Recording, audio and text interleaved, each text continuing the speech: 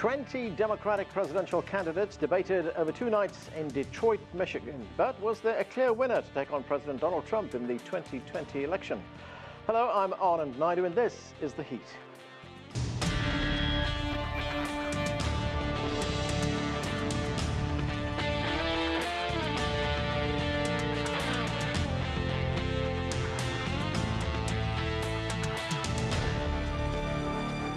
There was a lot on the line this week for U.S. Democratic candidates vying to get their platforms heard on a national stage.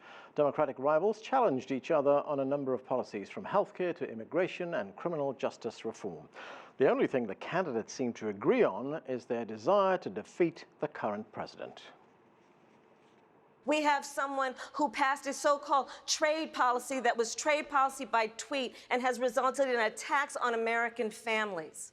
So we must defeat him. And the reason we are going to defeat Trump and beat him badly is that he is a fraud and a phony, and we're going to expose him for what he is. In the face of cruelty and fear from a lawless president, we will choose to be the nation that stands up for the human rights of everyone. On January 20th, 2021, we'll say together, adios to Donald Trump. So, Mr. President, let's get something straight. We love it. We are not leaving it. We are here to stay, and we're certainly not going to leave it to you. Well, for more now on the Democratic presidential debates, let's bring in our panel. Joining us in the studio is Rasheeda Thomas. She's the principal and co-founder of RC Communications, a public relations firm. Also with us is Joel Rubin. He's a Democratic strategist and the president of the Washington Strategy Group. From Dallas, Texas, Merrill Matthews is a resident scholar with the Institute for Policy Innovation, and Rafael Bernal is a staff writer with the U.S. political newspaper The Hill. Thank you to all of you for joining us. Joel, let's start right here in the studio with you. 2 nights in Detroit, 20 candidates, 10 each night. What were your main impressions? Well, first and foremost, I take all 20 over Donald Trump. So I want to start with that. But the debates seemed to chip away at some of the frontrunners, and they were in a defensive crouch. Certainly last night, Vice President Biden was. On the flip side, in the first night, what was interesting is that the progressives, the leaders of the progressive movement, Bernie Sanders and Elizabeth Warren, they were at the center. It used to be in reverse. It used to be that the progressives would argue hard against the middle of the road. Now it's in reverse, where the middle, the moderates, they're saying to the progressives, you're wrong, knowing that the progressives are in the lead. So this is not sorted out yet. And who can defeat Donald Trump is not clear, but certainly the party looks like it's heading in a more progressive direction. And the party also looks like a very diverse party, doesn't it? Extremely diverse, and that's a good thing, and that's healthy for our democracy overall. It brings people into the process, and it's necessary to win, because we're going to have to turn out votes en masse in the cities and with minorities significantly across the country. And then, of course, this is the big question, is who can bring out the white working class vote, quite frankly, in the Midwest? Who's going to flip those seats? That's why the jousting is so intense right now. Yeah, those are important states. Rasheeda, let's talk about race and the race issue in this presidential contest. It's not the first time, of course, that race is an issue in a presidential contest, but it's out there right now. And here is Senator Kamala Harris confronting former President Joe Biden on the issue of busing or racially integrating schools. Let's watch this. When Vice President Biden was in the United States Senate working with segregationists to oppose busing, which was the vehicle by which we would integrate America's public schools, had I been in the United States Senate at that time, I would have been completely on the other side of the aisle. And let's be clear about this. Had those segregationists their way, I would not be a member of the United States Senate, Cory Booker would not be a member of the United States Senate, and Barack Obama would not have been in a position to nominate him to the title he now holds. When Senator Harris was the Attorney General for 8 years in the state of California, there were 2 of the most segregated school districts in the country, in Los Angeles and in San Francisco. And she did not, I didn't see a single solitary time she brought a case against them. So, Rasheeda, how big an issue is race in this election? And really, does Vice President or former Vice President Joe Biden, does he have to do a better job of addressing his past? Well, I think that where Senator Harris is hitting him is something that happened 30 years ago and not something that has happened in his recent career.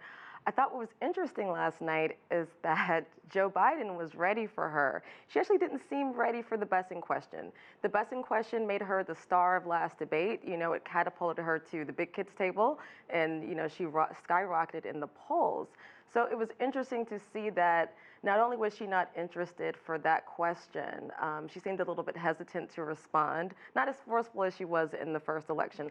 I thought that that Biden handled it pretty well. And it was also interesting to me that when later on Gabbard attacked her on her record, she had no real response. But when you say it was something that Biden said or did 30 years ago, is it still not relevant today? It is, and he has to address it, and I think that he has several times, not only in the last debate and last night, but also in the media. But I think that she's going to, I don't think she wants to make this about race with him, but I think that if she would like to, she's going to have to come with something a little bit stronger than that.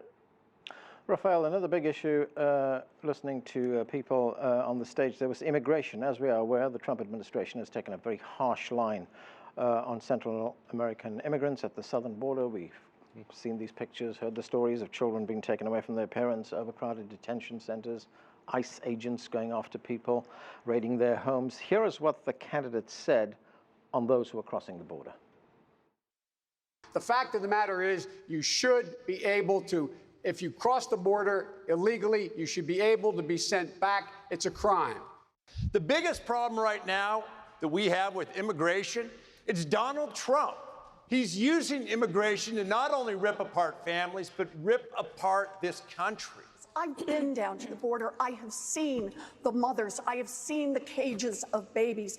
We must be a country that every day lives our values. If a mother and a child walk thousands of miles on a dangerous path, in my view, they are not criminals.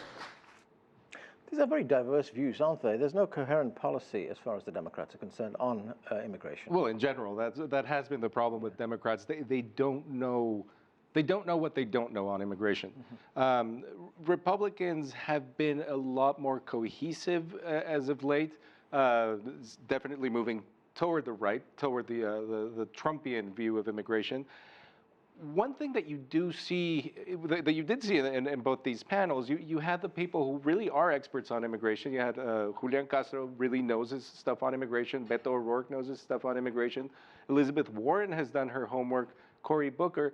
And they're not the loudest on immigration, and I think that shows a weakness for the Democrats, because they ended up having an argument that's essentially, they were very quick to call out Republican talking points and questions about health care. They weren't very quick to call out Republican talking points and questions about immigration, and they're really talking about, like, if you let more people in, or if you respect the human rights of people who come in, how many more are going to come in? And that is essentially, that is the core Republican talking point, and what people on the left who know about immigration really fight against and really talk about. No, people come here out of desperation. A little bit of what Senator Sanders was saying is more attuned with progressive thought on immigration.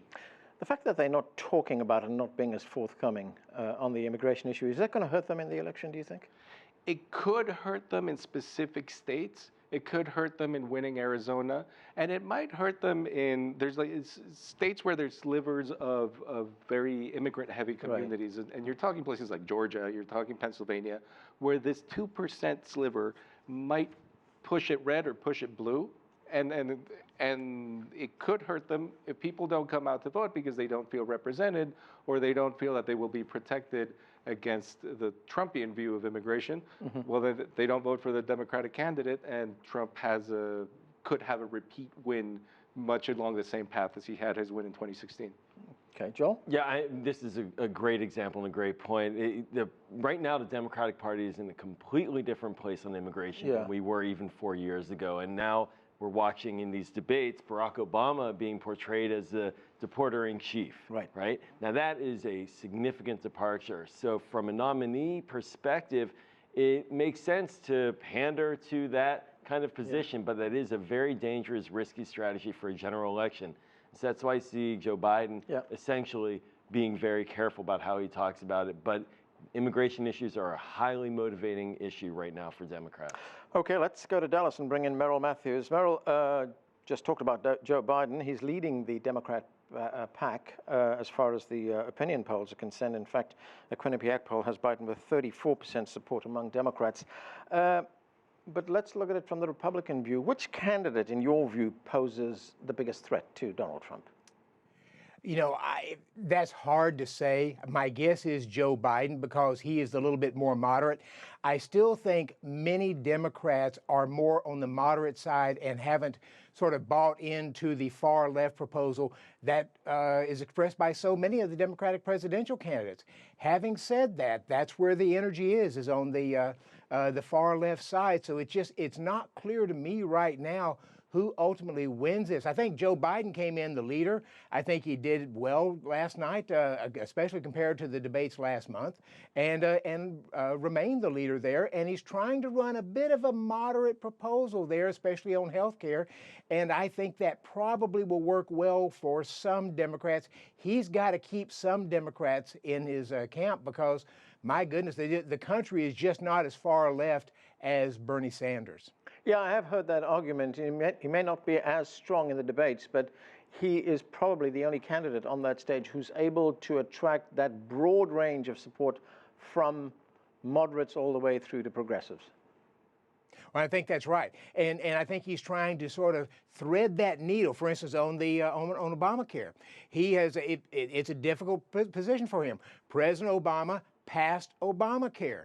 Joe Biden was his vice president. He can't come out and trash that. So he's got to talk about building on that. The irony here is all the candidates agreed that the current health care system is an absolute mess, dysfunctional, costs too much, not enough access, though that's Obamacare. That's the system that they gave us. Joel, the thing that we heard during the debate, we hear a number of these very ambitious, bold programs, plans of action, Medicare for all, free college tuition. Yeah. They're going to even give $1,000 to everybody in the country every month, universal basic income. But let's have mine now. Let's listen to what some of the candidates had to say. I think Democrats win when we run on real solutions, not impossible promises. When we run on things that are workable, not fairy tale economics. I don't understand why anybody goes to all the trouble of running for president of the United States just to talk about what we really can't do and shouldn't fight for. Elizabeth Warren makes a great point there, but do any of these grandiose plans have a chance of getting through the U.S. Congress? They don't have a chance of getting through in their original form, but they do really matter for laying out a vision of what that person wants to achieve as president. You have to have a vision for why you want the office. So in that case, Elizabeth Warren was right. John Delaney was right also in that it probably isn't going to look like what she's advocating for. But if you don't have a vision and if it's not inspiring, you're not going to motivate voters and you're not going to be able to clarify ultimately in the general what is different between you, the Democrat, and Donald Trump. Rasheeda, Joe Biden has been taking a lot of heat for his record, especially on race issues, about his role in the Omnibus Crime Bill, which was passed in the 90s. We heard Kamala Harris take him on as well on busing.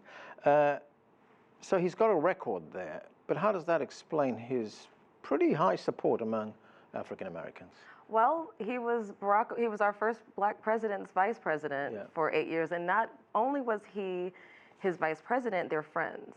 They call each other family. Their kids spend time together.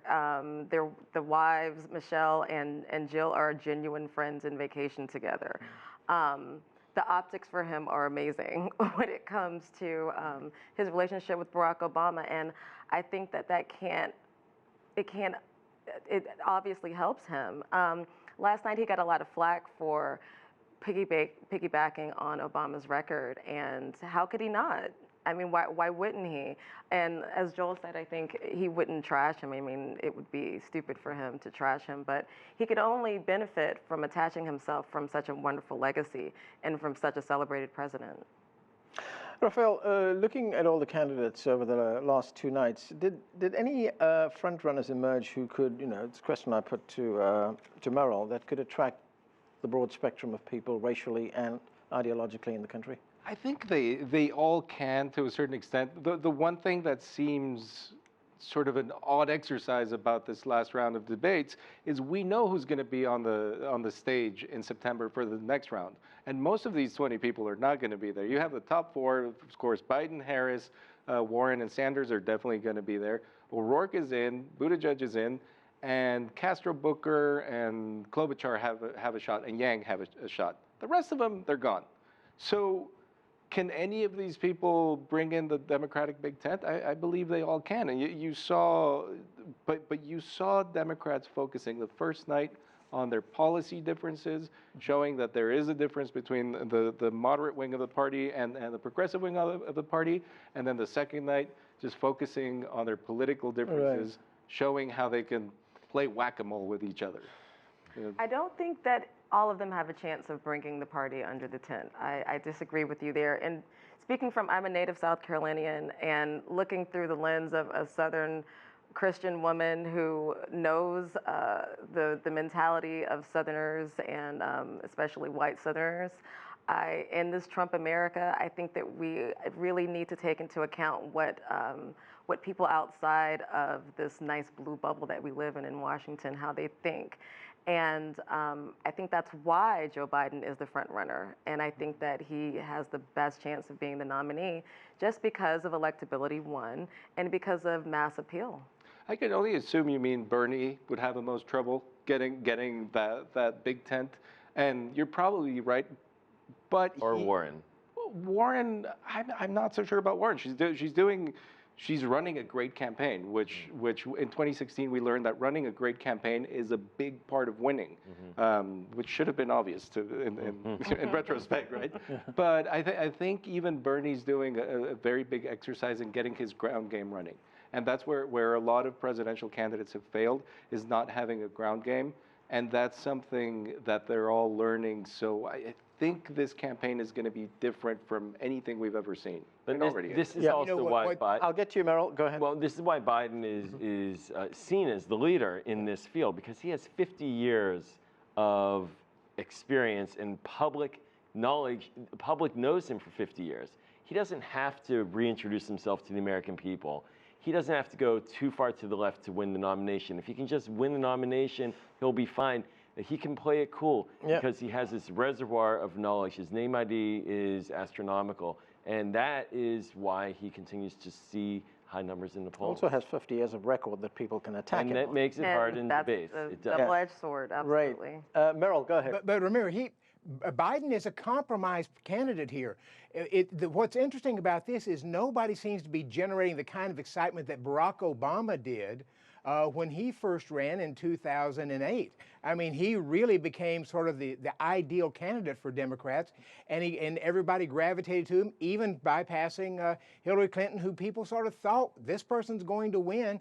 And Barack Obama was able just to sort of draw that consensus and the ideal and the aspirations of the Democrats. And there's really not somebody here. Joe Biden may win the Democratic nomination, but it's a compromise. It's not because he's everybody's ideal. Right. Merrill, if you look at the Democrat field, there are pretty wide ideological differences among the candidates, especially on issues like immigration, health care. Some of them have been called socialists, which in certain cases is considered a political liability. Do you see... Some of them embrace the name, though. Right, right. But do you see President Trump exploiting those divisions? Oh, I think he's going to try to significantly, because the country historically has just not embraced socialism, has sort of repelled against it. So to the extent that President Trump can tag the socialist moniker on the candidates, if it were Bernie Sanders, he would embrace it. I think that sort of repels an awful lot of middle America, and that's the people that Trump needs to win, especially in the flyover states. Joel, President Trump, of course, has been tweeting about the debates. This is what he had to say. He said China, Iran, and other foreign countries are looking at the Democrat candidates and, quote, drooling over the small prospect that they could be dealing with them in the not-too-distant future. They would be able to rip off our beloved USA like never before. With President Trump, no way. I mean, what do you make from that? And this is coming from a president who's got no real significant foreign policy achievements to talk of. Right. This is coming from a guy who's figured out how to self-isolate the United States on Iran, encourage them to restart their nuclear program, decimate the domestic economy through nonsensical tariffs. So he should not be advising anyone on national security. And I think Democrats are smart to stay away from his views. But it was disappointing last night, I will say. There was not much national security discussion. Maybe 8% of the airtime went to foreign policy. Democrats have a strong vision. Democrats want to promote diplomacy, want to engage multilaterally, want to use smart power. Hopefully that will come out in the future, but last night it wasn't really there. So Trump, he does get to throw those barbs, but he doesn't have much to crow about. But national security, yeah, go ahead. I'm going to take a little bit of a different view on that. If you listen to the Democrats and their position, almost all of them were concerned about China. Almost all of them said they would take something of a different track, trying to go back to the Trans-Pacific Partnership or something of that nature. But they pretty much mirrored, even if less accentuated, a number of Donald Trump's concerns that he was sort of instrumental in raising.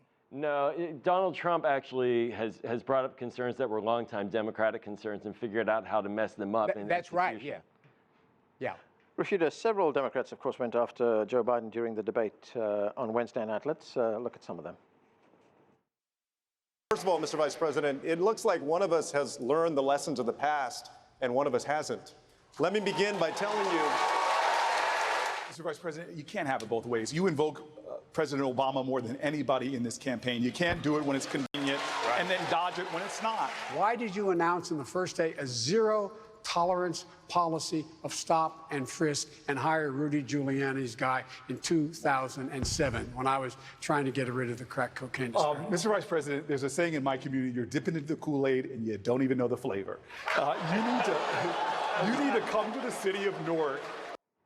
I think it was President Obama who said that you've got to be really careful you don't get into a circular firing squad. Are the Democrats risking that right now with this criticism of Joe Biden? Well, not only were they criticizing Joe Biden last night, but they were criticizing Obama's record, which I think is extremely dangerous. It's really difficult to watch Democrats eat each other. They're known for party cannibalism, and it's been difficult to watch, especially last night.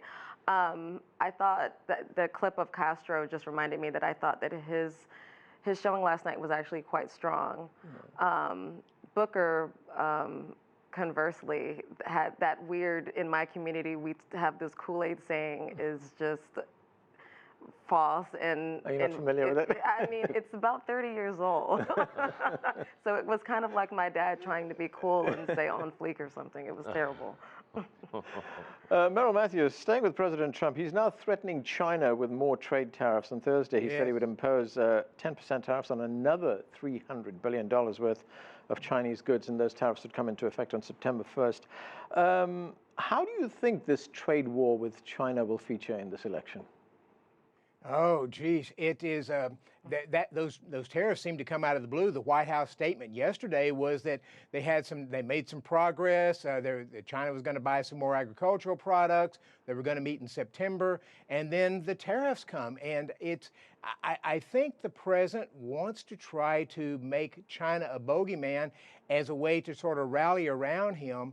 And it seems to me it has worked to some extent. But at some point, Mr. President, you're wanting to try to emphasize your fact of being able to create deals, and you're not getting any deals on the foreign policy issues, whether you're talking about North Korea, China, and the others. They just haven't. You just haven't been able to seal the deal on anything just yet, and I think that actually hurts them a little bit. Is there a risk, Merrill, that this trade war with China could backfire on the president? I mean, if you look at some of the comments coming out of Midwestern farmers right now, they're not exactly supporting the president on this. Oh, I think that's absolutely right. And you may have someone like Senator Chuck Grassley introduce legislation which will claw back this ability to be able to impose tariffs at will on the president. He might veto that, but you're getting a lot more resistance in the president's ability to be able to do these willy-nilly because he seems to use them at a whim rather than strategically or incongruous with Congress. Rafael, the next debate is about 6 weeks away. That'll take place in Houston, in Texas. Right now we have 20 candidates, or more than 20 candidates, fighting for the nomination. At what stage are we going to start seeing candidates drop off? Well, they're going to drop off after that debate in September. When they don't show up on stage, that's it for them. You know, this is the moment where they have to show themselves to the American people, and that September debate, just being in it, already makes people top contenders, and that's very important. But there are some that'll probably go into next year. We have to remember that the primary calendar is a lot different from other years. California is very early, so you could see a bump for somebody that's more progressive or has different views on immigration come out of that at that same. So Super Tuesday, I think next year actually, 2019 went away and we're already in 2020. Super Tuesday is going to be hugely important. It's actually that's when a whole load of states even more important than the past. Yeah, it's going to be Texas, California, Virginia, Massachusetts, like you name it, it's in there. And of course, it's probably done by then.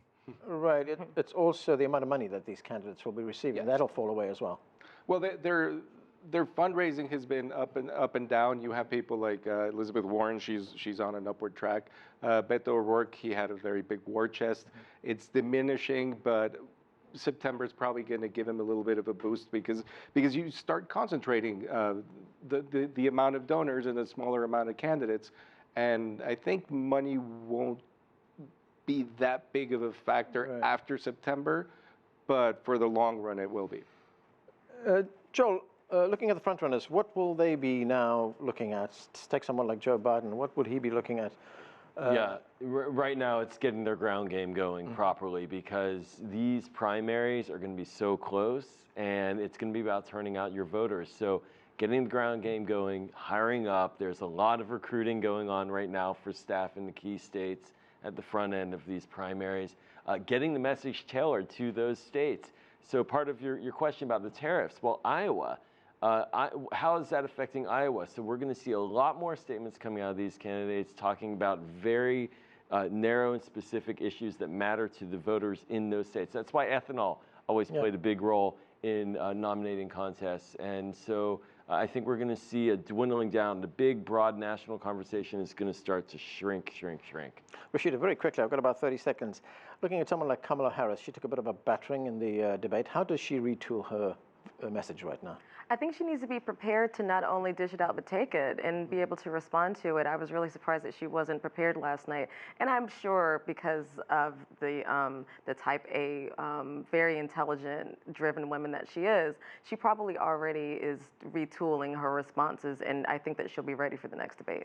Okay, and that's where we leave it. Thanks to all of you for being with us. That is it for this edition of The Heat. I'm Anand Naidu in Washington, D.C. Thanks for watching.